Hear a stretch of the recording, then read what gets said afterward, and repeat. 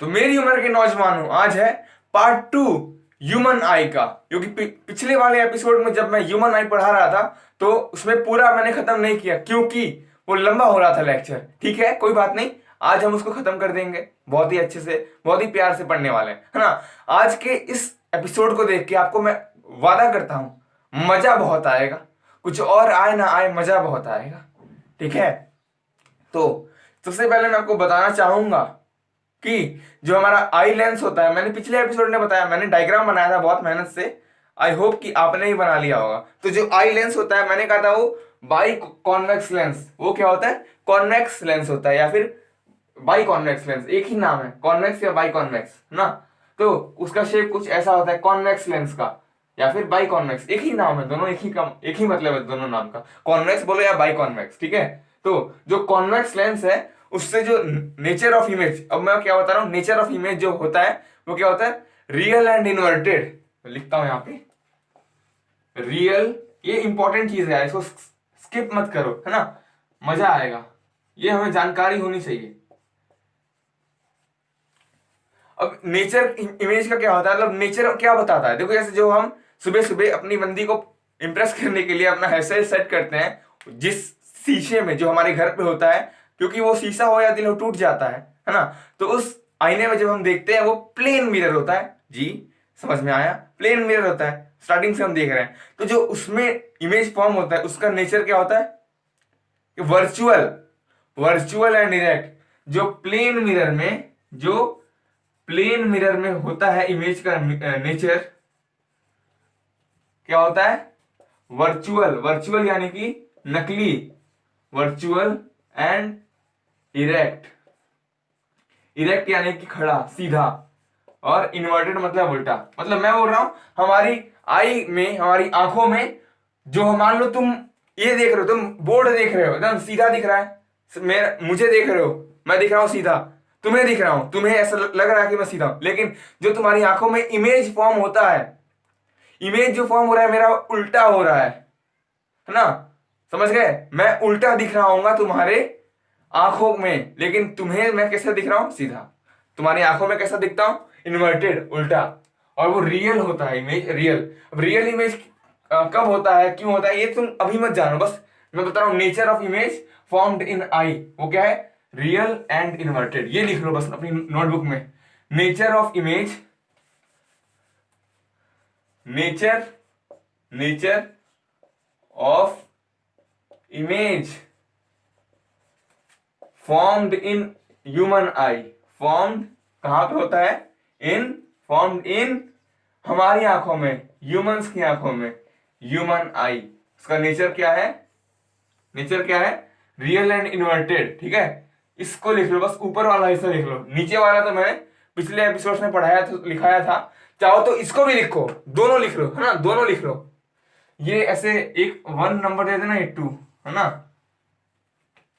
हंसता रहता हूं तुझसे मिलकर क्यों आजकल, बदले बदले से है मेरे तेवर क्यों आजकल। ठीक है, तो तुमने लिख लिया। तो हमारी आंखों में हमारी उल्टी इमेज, जो भी हम ऑब्जेक्ट देखते हैं, ये तुम ऐसे देख रहे हो, ये तुम्हारी आंखों में ऐसे फॉर्म हो रहा है ना, ऐसे आंखों में ऐसे तुम देख, अभी तुम इसको ऐसे देख रहे हो, अच्छा ये कैसा है, कैप ऊपर और इसका पॉइंट नीचे, कैप ऊपर पॉइंट नीचे तुम्हें लग रहा है, लेकिन तुम्हारी आंखों में ऐसा फॉर्म हुआ है ना, कैप नीचे और पॉइंट ऊपर, समझ गए, यही इसका मतलब है रियल एंड उल्टा मतलब इन्वर्टेड, और रियल मतलब वो रियल इमेज फॉर्म हो रहा है, रियल और वर्चुअल, है ना। अब यार ये अगर मैं बताने जाऊं ना तुम्हें समझ में नहीं आएगा, तो जानो ही मत क्योंकि आधा अधूरा ज्ञान नहीं रखना चाहिए। ठीक है, हंसता रहता हूं तुझसे मिलकर क्यों आजकल, बदले बदले से है मेरे तेवर क्यों आजकल। ठीक है, ह्यूमन आई पढ़ेंगे, क्या हम पढ़ेंगे, ह्यूमन आई, तो उसका बचा हुआ हिस्सा जो कि बहुत ज्यादा इंपॉर्टेंट है वो हम पढ़ने वाले हैं, है ना। तो मैं एक पॉइंट लिखूंगा, फिर उसको आप लिखेंगे पॉज करके। तो ये मैंने लिखा है ऑप्टिक नर्व का डेफिनेशन। ऑप्टिक नर्व क्या होता है मैं बता देता हूँ तुम्हें पहले, है ना। चाहो तो पहले भी लिख सकते हो पॉज करके, वरना मैं मौका दूंगा तुम्हें, ठीक है। मौका, मौका, ठीक है। तो हमने पिछले एपिसोड में लास्टली, सबसे लास्ट में ये पढ़ा था कि जो रेटिना होता है हमारी आंखों में, रेटिना जहां पर इमेज फॉर्म होता है, ठीक है, रेटिना में होता है। तो जो रेटिना में हमने देखा था कि वहां पे क्या होता है, नर्व सेल्स होते हैं। हमने देखा 3 टाइप के सेल्स होते हैं रेटिना में, एक एक एक कौन सा, एक नर्व सेल्स, दूसरा कोन और तीसरा रॉड सेल्स, ठीक है। तो कोन और रॉड सेल्स, कोन सेल्स क्या करता है, it is sensitive to bright light, और rod it is sensitive to dim light. ये सब मैंने पिछले एपिसोड में पढ़ाया है, चाहो तो जाके पढ़ लेना अगर नहीं पढ़ा है तो। और कोन सेल्स का क्या है, वो हमें ये भी हेल्प करते हैं कि हम अलग अलग रंगों को पहचान सके। जैसे ये शायद डार्क ग्रीन है मेरे टी शर्ट का कलर, और ये ब्लू है, ये बोर्ड कौन से रंग का है, व्हाइट है, ये लिखा कौन से रंग का है, ब्लैक। तो ये सब हम अपने कौन सेल्स की हेल्प से कर पाते हैं। वो हमें हेल्प करते हैं अलग अलग रंगों के बीच में डिफ्रेंशिएट करने में, अलग अलग रंगों को पहचानने में। और सबसे पहला मैंने लिखाया था नर्व सेल्स, हाँ। Visual sensations are felt by nerve cells, मतलब कोई चीज हम जब देखते हैं ना, तो वो कौन सा सेल फील करता है, नर्व सेल, जो कि रेटिना में मौजूद होता है। तो जो सेंसेशंस फील करता है नर्व सेल, जो कि जो सेल होता है कहाँ पे होता है, रेटिना में। नर्व सेल कहाँ होता है, रेटिना में। तो जो सेंसेशंस वो फील करता है वो हमारी ब्रेन तक कैसे पहुंचती है, हमारी ब्रेन तक वो पहुंचती है through optic nerve. Optic nerve वो हिस्सा है हमारी आंखों का जो कि जो नर्व सेल्स ने जो सेंसेशंस फील किए हैं, है ना, उसे वो ब्रेन तक पहुंचाता है। कौन, optic nerve. Sensations felt by nerve cells of the retina are transmitted to the brain through optic nerve. अच्छा जी, समझ में आ गया। तो पॉज करिए और लिखिए, लिखिए, जल्दी लिखिए। कैसे हुआ, कैसे हुआ तू इतना जरूरी, कैसे हुआ। मैं पॉज करूंगा और आगे बढ़ूंगा, आप भी जल्दी पॉज करके लिख लीजिए। तो अगला है ब्लाइंड स्पॉट। क्या है, ब्लाइंड स्पॉट। क्या लिखा है, एट द जंक्शन। जंक्शन का मतलब क्या होता है, जॉइंट, है ना। जंक्शन का मतलब है जॉइंट। जॉइंट मतलब मान लो मेरे दो, अगर तुम्हारे मोहल्ले के 2 रोड जुड़ते हैं एक जगह पे, उसको हम बोलते हैं जंक्शन या फिर joint. At the junction of optic nerve and retina, जहां पे ऑप्टिक नर्व और रेटिना जुड़ते हैं। अच्छा, there are no sensory cells. अब सेंसरी सेल्स क्या होते हैं, सेंसरी सेल्स क्या होते हैं, रॉड्स और कोन्स को, रॉड सेल और कोन सेल को एक साथ हम सेंसरी सेल्स बोलते हैं, क्योंकि वही सेंस करते हैं। जैसे कोन्स हमें हेल्प करते हैं ब्राइट लाइट को सेंस, उस टाइम सेंसिटिव होते हैं, और रॉड्स डिम लाइट में सेंसिटिव होते हैं। अच्छा, समझे। तो सेंसरी सेल्स को मतलब रॉड्स और कोन्स को एक साथ हम सेंसरी सेल्स बोलेंगे। तो जहां पे जॉइंट है ऑप्टिक नर्व और रेटिना का, वहां पे एक भी रॉड्स और कोन्स नहीं है, या फिर साथ में बोले तो there are no sensory cells. अच्छा, so no vision is possible at that spot. समझ गए। अगर वहां पे रॉड्स और कोन्स है ही नहीं जिस स्पॉट पे जहां पे ऑप्टिक नर्व और रेटिना का जॉइंट है, जंक्शन है, तो वहां पे कोई विजन पॉसिबल ही नहीं हो सकता है ना यार। No there is, so no vision is possible at that point. At that point मतलब उस जंक्शन पे, उस जॉइंट पे जहां पे ऑप्टिक नर्व और रेटिना जुड़ रहे हैं, वहां पे कोई विजन पॉसिबल नहीं है। और इसी जॉइंट को, जहां ये दोनों जुड़ते हैं, जहां इन दोनों का मिलन होता है, उसी पॉइंट को हम ब्लाइंड स्पॉट कहते हैं। अच्छा, जैसे आप अपनी बंदी के साथ एक कमरे में जाते हो और लाइट ऑफ कर देते हो, ब्लाइंड, उसको हम ब्लाइंड स्पॉट बोलते हैं, है ना। At the junction of optic nerve and retina there are no sensory cells. Sensory cells मतलब रॉड्स और कोन्स को एक साथ बोले तो सेंसरी सेल्स वहां पे है ही नहीं। So no vision is possible at that point, this spot is called blind spot. इसको पॉज करिए और आराम से सोच सोच के, समझ समझ के लिखिए। आंखें मेरी हर जगह ढूंढे तुझे बेवजह। तो लिख लो ना मेरे यार, लिख लो, जल्दी जल्दी लिख लो, आगे बढ़ता हूं मैं। अगला है येलो स्पॉट। हमने ब्लाइंड स्पॉट देख लिया, अब ये क्या है, येलो स्पॉट। तो ये क्या होता है, ये क्या है, it is located at the centre of the retina. ये जो हमारा हिस्सा है आंखों का, रेटिना, ये उसके सेंटर में प्रेजेंट होता है। और it has maximum concentration of light sensitive sales. It has maximum concentration of light sensitive sales, मतलब लिख लो एक बार पॉज करके।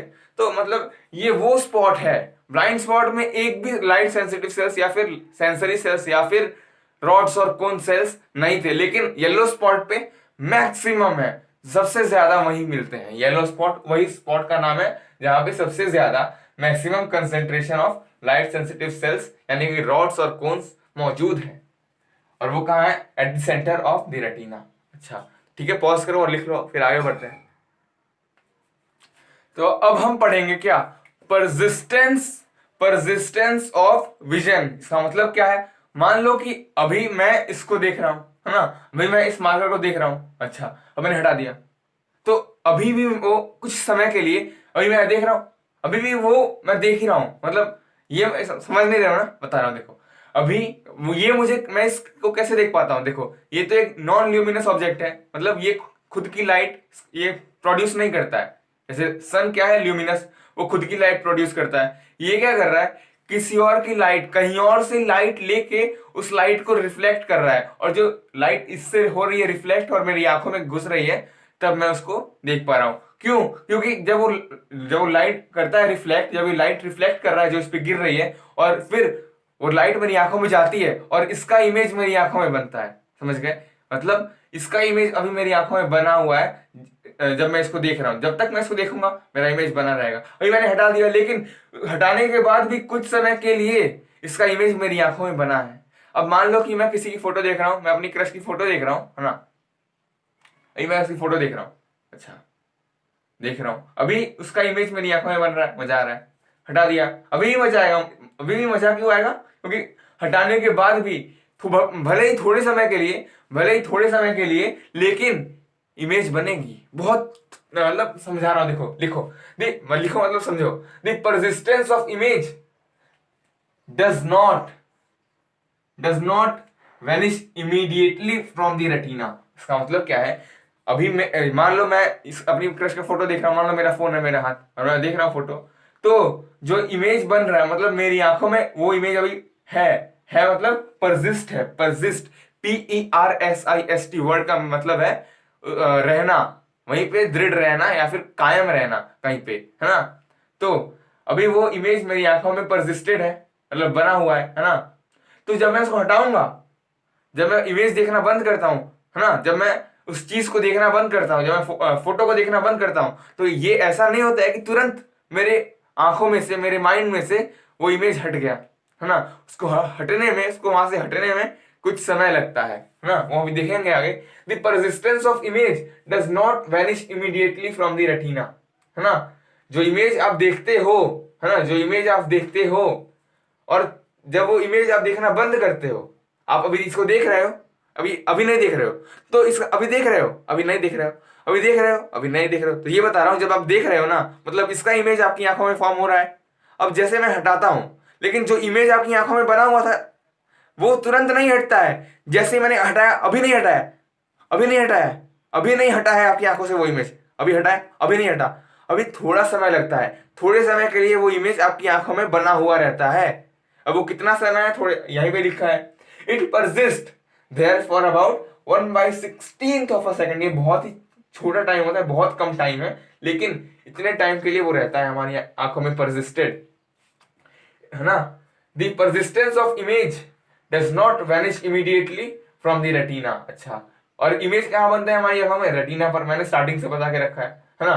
तो जब हम उसको देखना बंद करते हैं तो तुरंत नहीं हटता है, does not vanish immediately, it persist there for about 1/16 of a second. ये टाइम बहुत इंपॉर्टेंट है, इसलिए अंडरलाइन किया है ना। और ये डज नॉट को मैंने किया है कि ऐसा होता है, बहुत लोग डज नॉट को डज लिख लेते हैं और नॉट लिखना भूल जाते हैं, इसलिए मैंने इसको अंडरलाइन किया कि ध्यान रहेगा। तो लिखिए एक बार पॉज करके।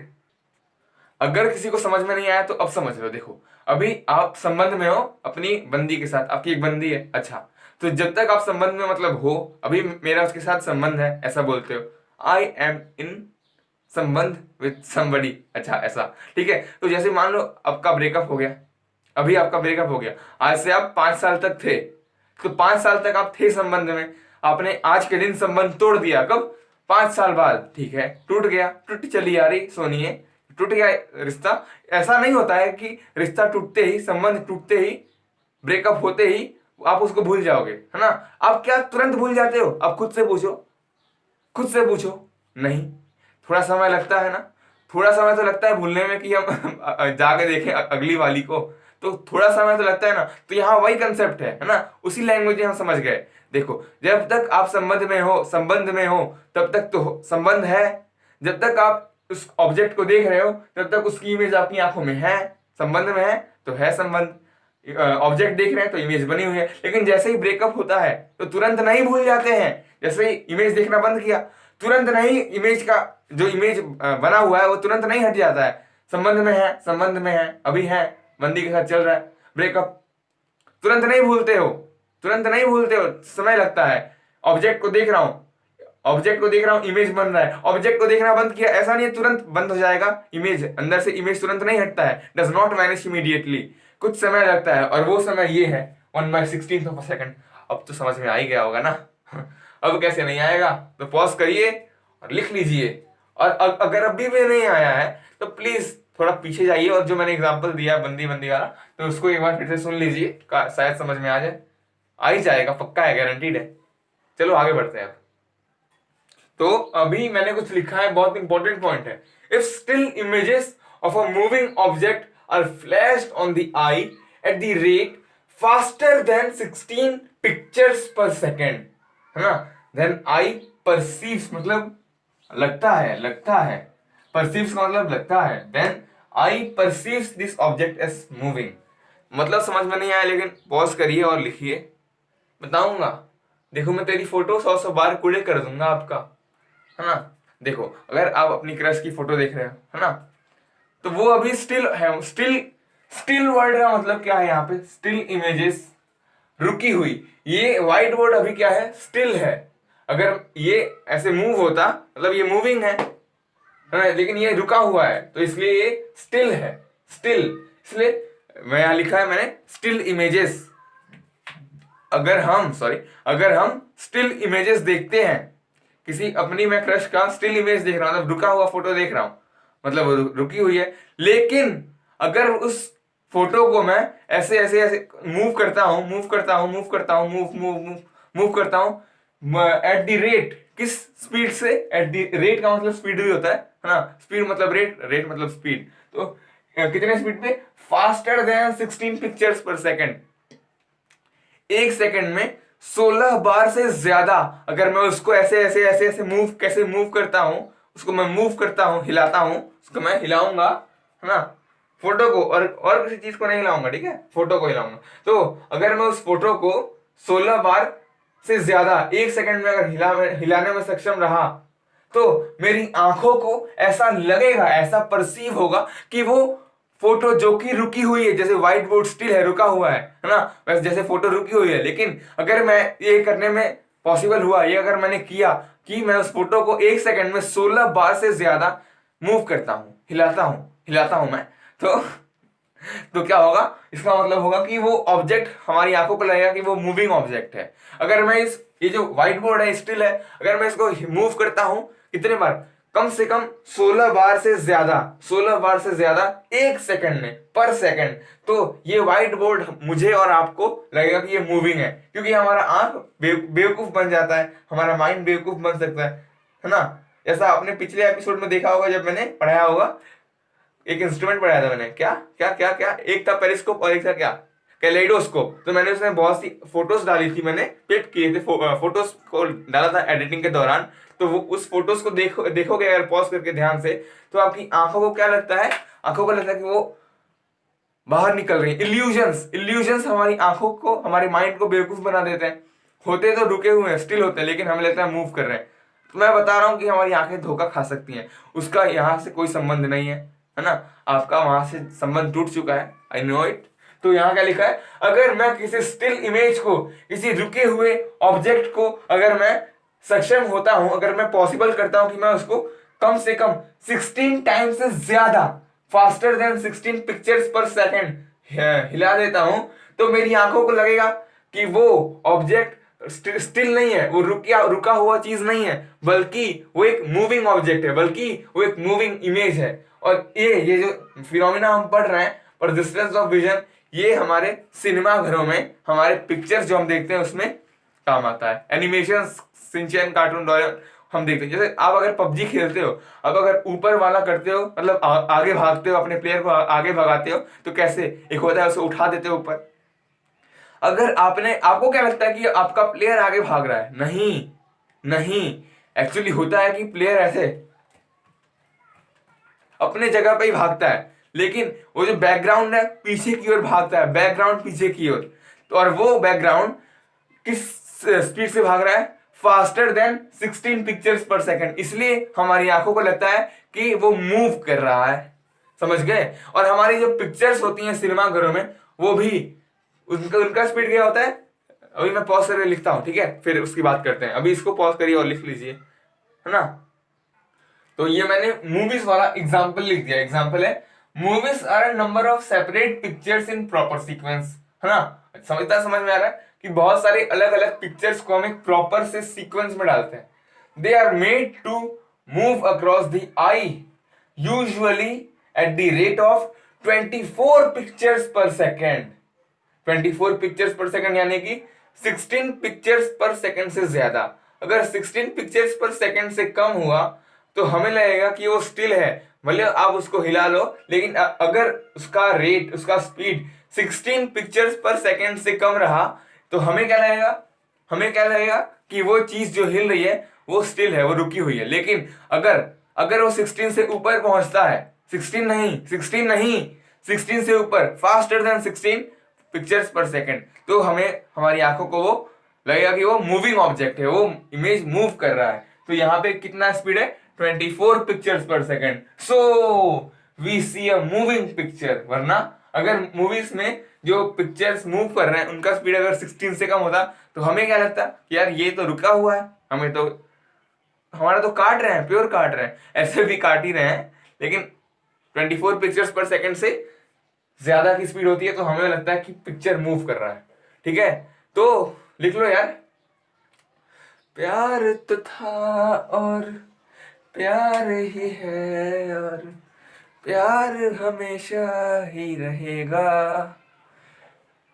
तू मेरा था और तू मेरा है और हमेशा ही रहेगा तू।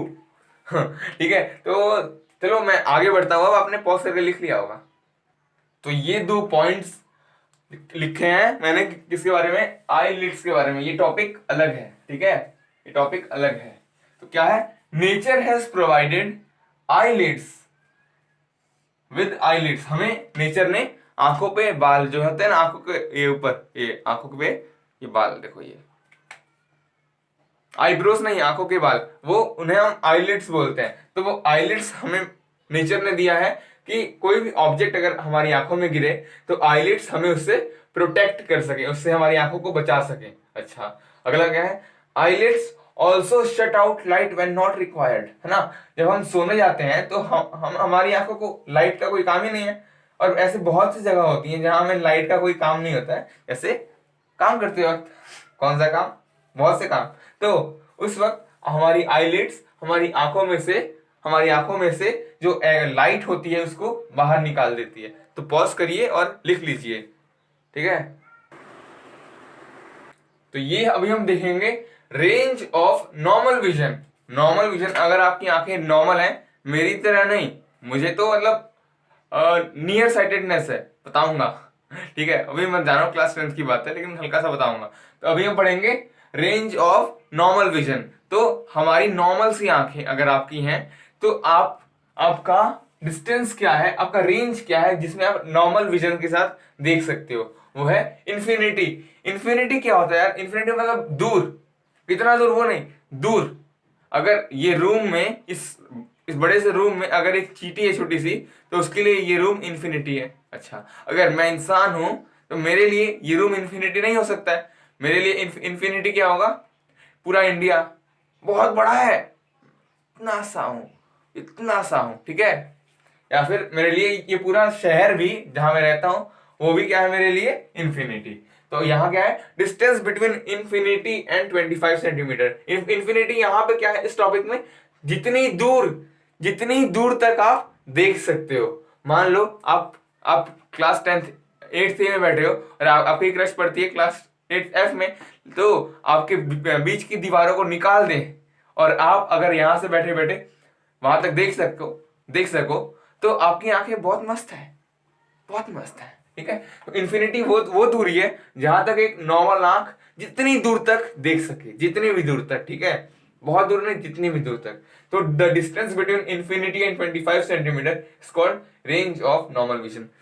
25 सेंटीमीटर ही क्यों, अभी ये दूर है, अभी मैं इसको अच्छे से पढ़ पा रहा हूँ, है ना। अभी मैं इसको इतनी दूर रखा हूं तो मैं इसको अच्छे से पढ़ पा रहा हूँ। पर डिस्टेंस ऑफ विजन टॉपिक, अच्छा इतनी पास लाया, अच्छे, अरे भाई कुछ ब्लर हो गया एकदम। आप ट्राई करो इतनी दूर, चलो ठीक है, यहां पर भी आता है ना, ब्लर हो रहा है, blur blur blur blur blur. ओ भाई, आंखों में स्ट्रेन आता है, आंखें दुखने लगती हैं। जब भी हम किसी चीज को 25 सेंटीमीटर से पास लाकर पढ़ने की कोशिश करते हैं तो हमारी आंखों में स्ट्रेन आता है, हमारी आंखें दुखने लगती हैं। उससे पीछे हुआ 25 सेंटीमीटर और इंफिनिटी के बीच में, अगर 25 से ऊपर हुआ, इतना हुआ, तो फिर भी मैं पढ़ सकता हूँ, है ना।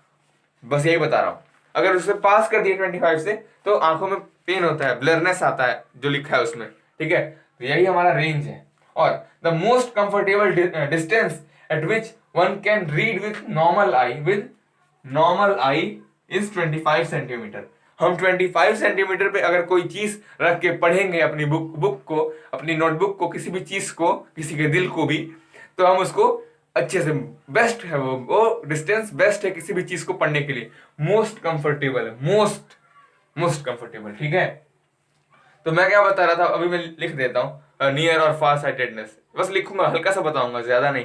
उससे पहले आप इसको पॉज करिए और लिख लीजिए, ये मौसम की बारिश, ये बारिश का पानी, ये पानी की बूंदे तुझे ही तो ढूंढे, तुझे ही ढूंढ रही है ये बारिश की बूंदे। जल्दी लिख ले और आगे बढ़ते हैं, और क्या। तो कुछ लोगों को, आजकल तो बहुत से लोगों को आंखों में तकलीफ होती है, तो उस तकलीफ को ठीक करने के लिए हम क्या कर सकते हैं, हम कॉन्टेक्ट लेंसेज पहन सकते हैं। अगर मुझे ब्लर दिखता है, अगर मुझे देखने में तकलीफ है, तो मैं इस कॉन्टेक्ट लेंस को पहन लूंगा तो मेरा वो प्रॉब्लम ठीक हो जाएगा। अच्छा, मुझे कौन सा प्रॉब्लम है अभी, मुझे क्या है, नियर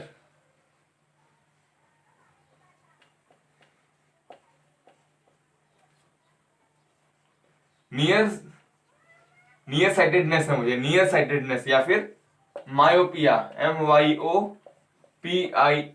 मायोपिया है। इसका मतलब क्या है, मैं पास की चीजों को क्लियर देख सकता हूं, पास की चीजों, near by objects clearly, near by objects को मैं एकदम क्लियरली देख सकता हूं। कैसे, एकदम क्लियरली।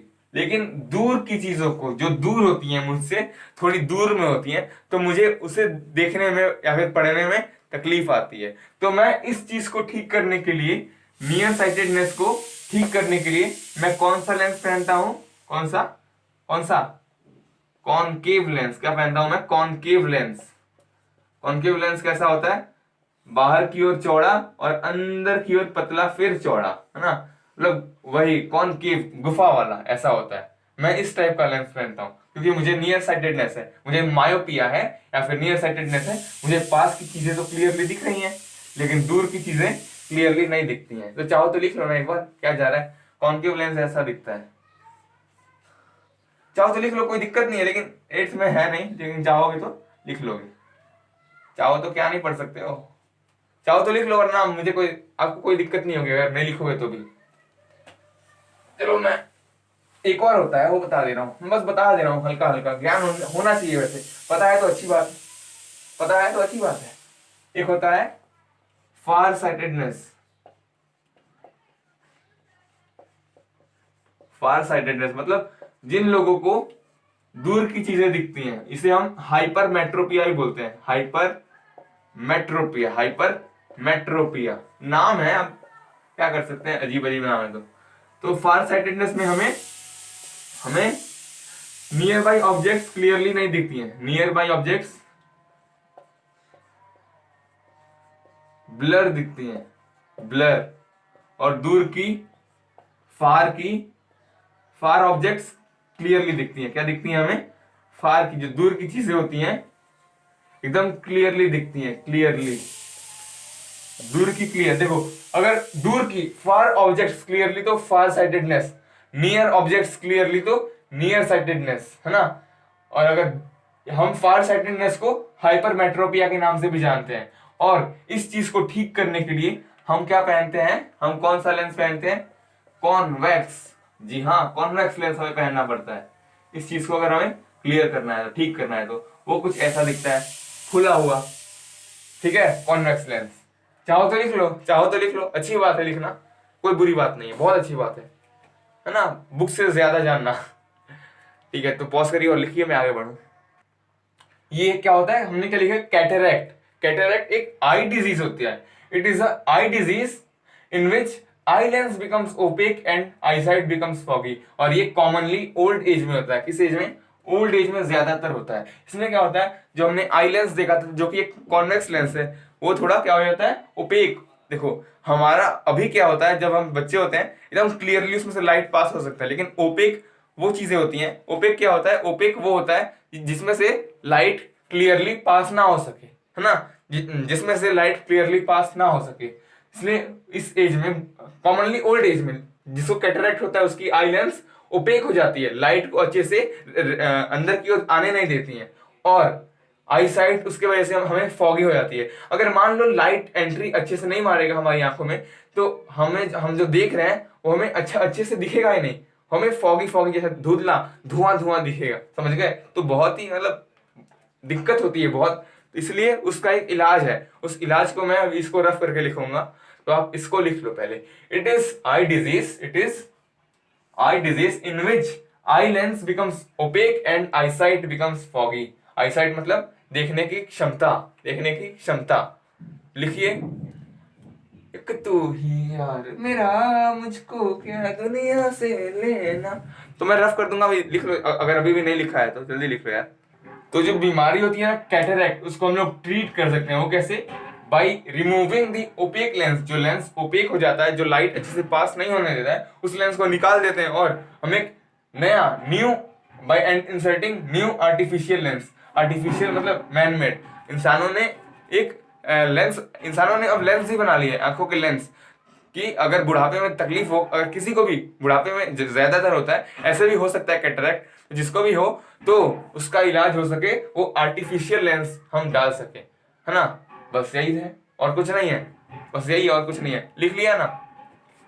तो ये दोस्ती हम नहीं तोड़ेंगे। अभी क्या होगा देखो यार, हमने अच्छे से पढ़ लिया, अभी हमारा ह्यूमन आई लगभग खत्म हो गया, और ये चैप्टर भी लगभग खत्म हो गया, तो कुछ समय और लगेगा, तो पढ़ लेना। और अगर आपको पिछले एपिसोड्स में डाउट है, मतलब आपने खुद से पढ़ा है, कुछ दिक्कत है, और चैप्टर्स हैं फिजिक्स के, क्लास 8 फिजिक्स, तो आप जाके उन्हें देखो, सब क्लियर हो जाएगा। आई प्रॉमिस यू, सब क्लियर हो जाएगा, कोई दिक्कत की बात नहीं है। बस आपको थोड़ा सा टाइम देना है उस चीज को।